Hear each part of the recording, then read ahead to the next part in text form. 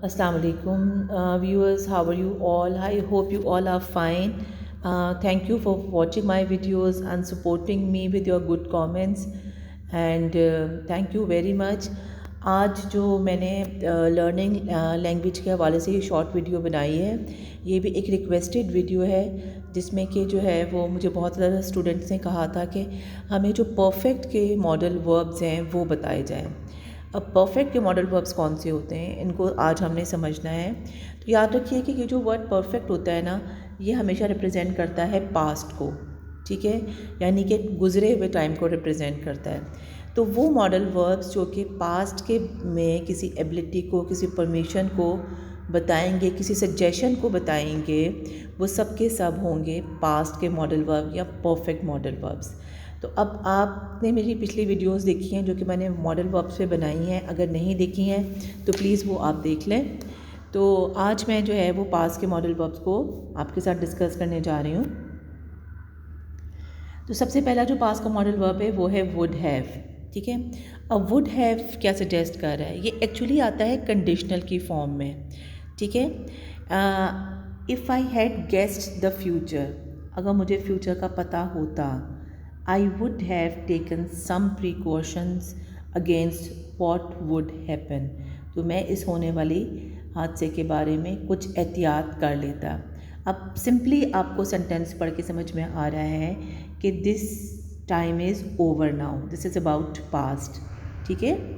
तो जब आप पास्ट के बारे में बात करेंगे और किसी गुजरे हुए चीज़ के ऊपर अगर आप बात कर रहे हैं तो आपने फिर वुड हैव लगाना है। जैसे कि आप कह सकते हैं कि if you had called me I would have helped you, ठीक है। तो आपने वुड हैव और प्लस वर्ब की थर्ड फॉर्म लगानी है ये बताने के लिए, अगर तुमने मुझे बताया होता तो मैंने तुम्हारी मदद कर दी होती, यानी कि आप पास्ट में बात कर रहे हैं आने वाले टाइम की, ठीक है।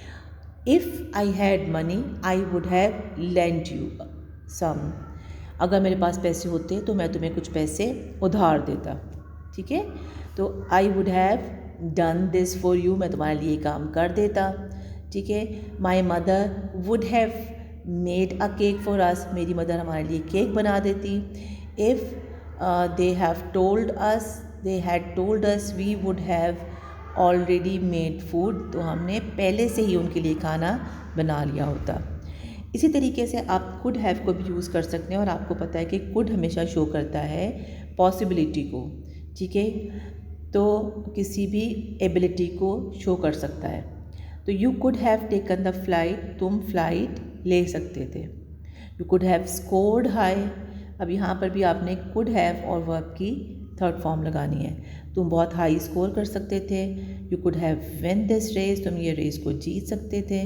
तो यानी कि पास्ट के अंदर जब आप एबिलिटी को बता रहे हैं तो तब आपने कुड हैव लगाना है। इसी तरीके से अगर आप मे के साथ लगा रहे हैं तो ये भी एक्चुअली आप पास्ट में ही बात कर रहे हैं। You may have pass the math exam but it was in Spanish, कि तुम मैथ का एग्ज़ाम आसानी से पास कर सकते थे लेकिन ये स्पेनिश में था। You may have gone there, तुम वहाँ जा सकते थे but they did not invite you. तो आपको नज़र आ रहा है कि ये दोनों जो क्लॉजेज़ हैं वो पास्ट में हैं।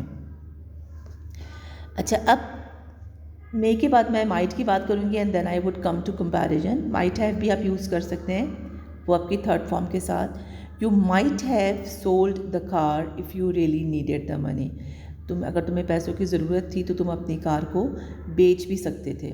अब हमने अभी पिछले वीडियो में बात की थी कि मे और माइट जो है वो दोनों बात करते हैं पॉसिबिलिटी की, लेकिन इन केस ऑफ मे हमारे पास ज़्यादा श्योरिटी होती है, ऑलमोस्ट 70% श्योरिटी होती है हमारे पास, but in case of might we have only 40% surety, ठीक है। तो ये बात जहन में रखिएगा, मे हैव को यूज़ करते हुए और माइट हैव को, दोनों एज ए सिनोनिम यूज़ होते हैं, लेकिन यहाँ पर पॉइंट ये है कि दोनों की जो पॉसिबिलिटी है वो डिफरेंट होती है, ठीक है। तो मे हैव को भी और माइट हैव को भी आप यूज़ कर सकते हैं बताने के लिए पॉसिबिलिटी को। अब इसी तरीके से आप शुड हैव को भी यूज़ कर सकते हैं। अब शुड तो आपको पता है ना कि ये सजेस्ट करता है, तो शुड हैव कहेगा कि आपको ये काम कर लेना चाहिए था। You should have listen to the teacher, आपको टीचर को सुनना चाहिए था। You should have ended your paper, आपको अपना पेपर कंप्लीट कर लेना चाहिए था। पास्ट की बात होगी, ठीक है। You should have visited your friend, तुम्हें अपने फ्रेंड को विज़िट कर लेना चाहिए था। तो आई एम श्योर कि ये आपको समझ में आ गया कि शुड हैव बता रहा है पास्ट की सजेशन को। अच्छा, उसके बाद हमारे पास है मस्ट हैव। आपको पता है कि मस्ट हैव जो है वो शो करता है बहुत ज़्यादा एम्फेसिस को, बहुत ज़्यादा ज़ोर को। You must have done this work, तुम्हें ये काम ज़रूर कर लेना चाहिए था। You must have been crazy, तुम ज़रूर पागल हो गए होगे। You must have bought this house, तुम्हें लाजमी ये घर ख़रीद लेना चाहिए था। अच्छा, इसी तरीके से हम शुड का नेगेटिव यूज़ कर सकते हैं शुडन करके। शुड नॉट का कॉन्ट्रैक्शन शुडन करके। You shouldn't have told her, तुम्हें ये उसको बताना नहीं चाहिए था। You shouldn't have driven so fast, अब एक्सीडेंट हो गया तो बाद में कह रहे हैं, उसको सजेस्ट कर रहे हैं कि तुम्हें इतना तेज़ गाड़ी को नहीं चलाना चाहिए था।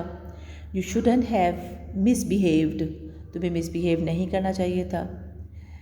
आई एम श्योर कि आपको ये समझ में आ रहा है कि किस तरीके से ये सारे के सारे मॉडल्स जो हैं ये वर्ब की थर्ड फॉर्म के साथ आकर पास्ट के मीनिंग में आ रहे हैं। इसी तरीके से निडंट हैव है, ठीक है, कि तुम्हें ज़रूरत नहीं थी। You needn't have bought it, तुम्हें इसको ख़रीदने की ज़रूरत नहीं थी।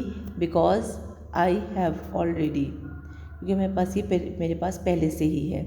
तो इस तरीके से आप बहुत आसानी से जो पास्ट के मॉडल वर्ब्स हैं उनको यूज़ करके अच्छे तरीके से अपने आप को एक्सप्रेस कर सकते हैं।